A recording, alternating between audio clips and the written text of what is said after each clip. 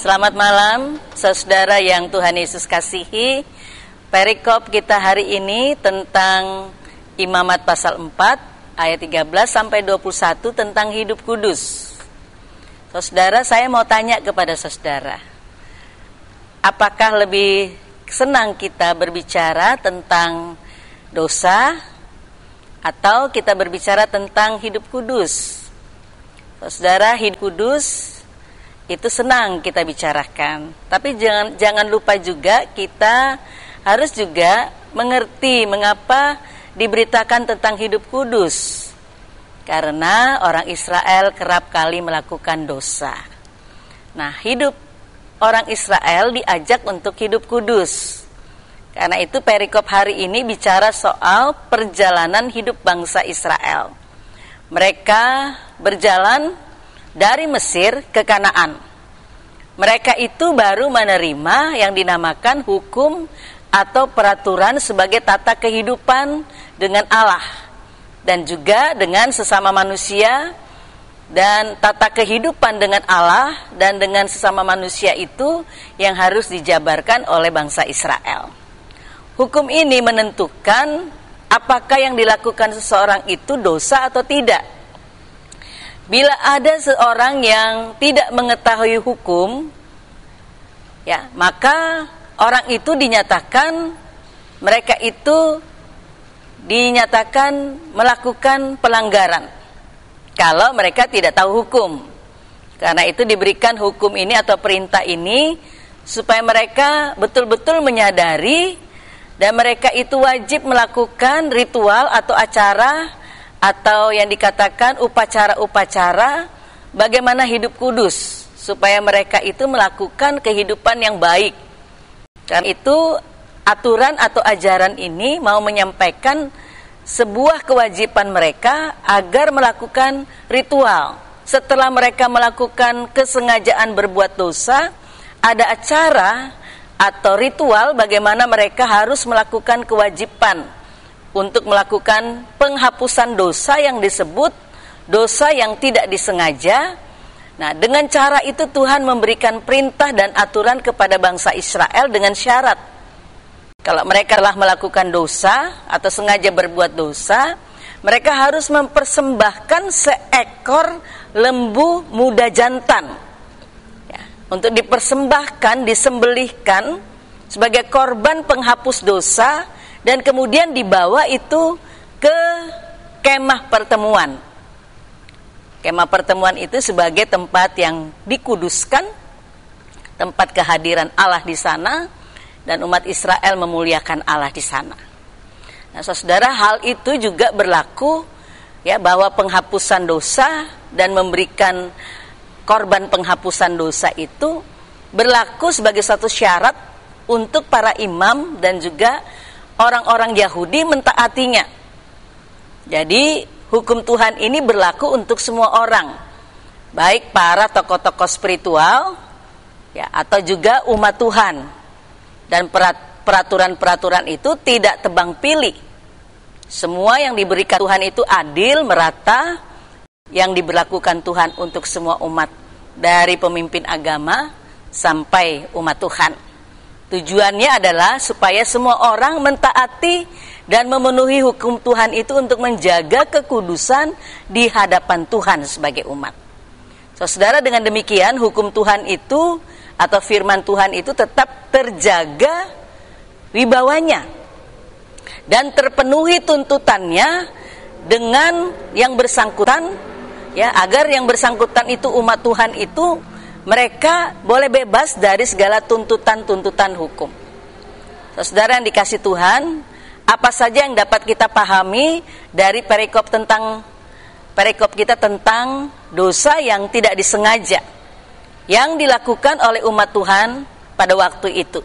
Saya berikan contoh-contoh yang dimaksud tentang dosa yang tidak sengaja yang dilakukan oleh umat. Contohnya adalah mereka makan tidak cuci tangan. Itu najis atau kotor. Tidak boleh dilakukan oleh mereka.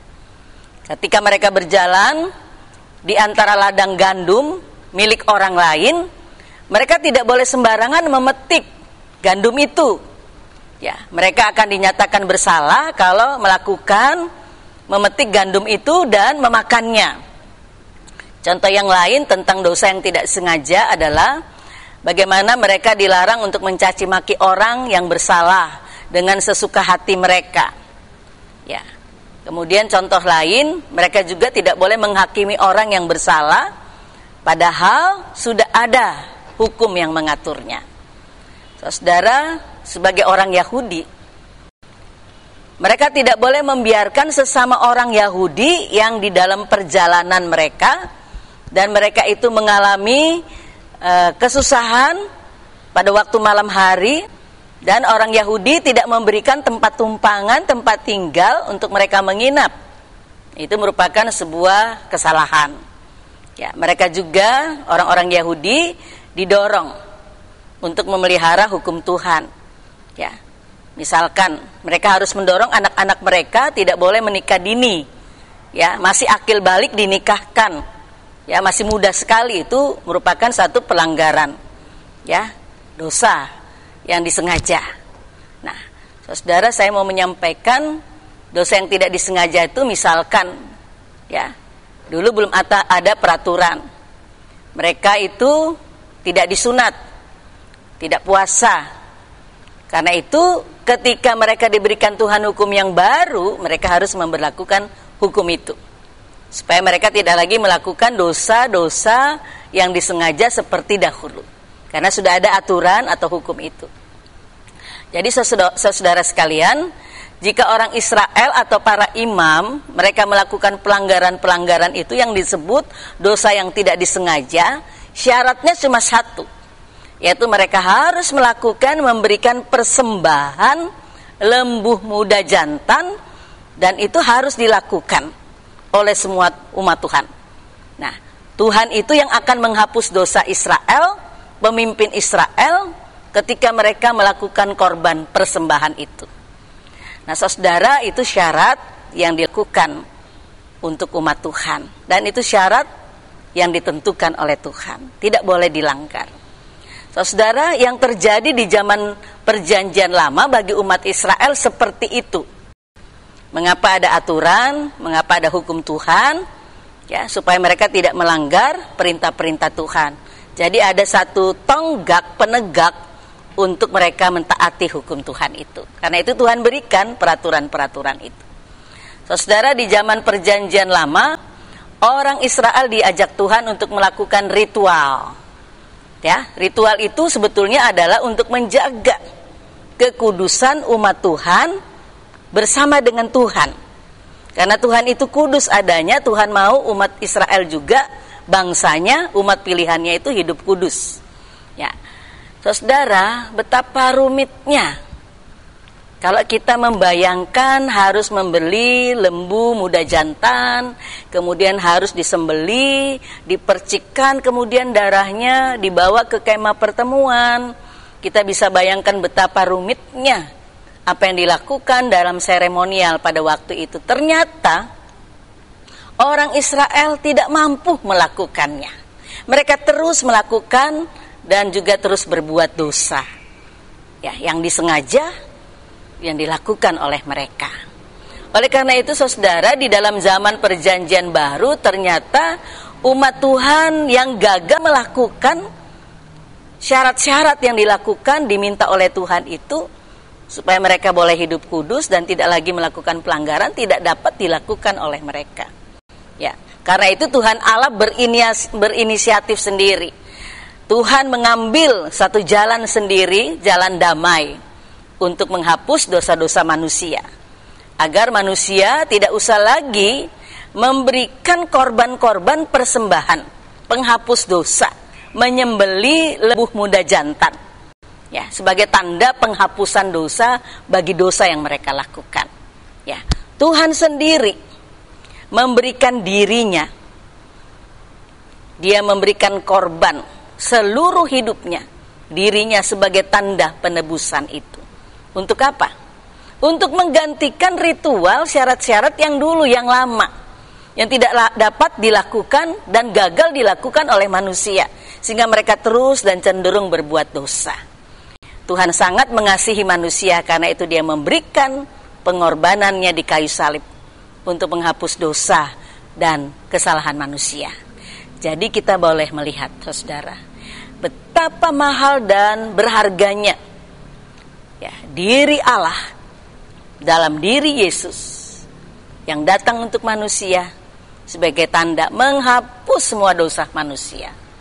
Saudara, saya teringat apa yang dikatakan oleh seorang dari India. Seorang dari India itu, dia bernama Mahatma Gandhi. Dia seorang tokoh politik. Dia seorang yang sangat humanis, sangat penyayang manusia, semua orang. Ya, dia seorang tokoh yang dipanuti, diteladani. Dia hidup di tahun 1869 sampai tahun 1948. Dia mengatakan begini dalam salah satu pepatahnya, nasihat yang bijak. Kesalahan tidak akan menjadi kebenaran walau berulang kali diumumkan.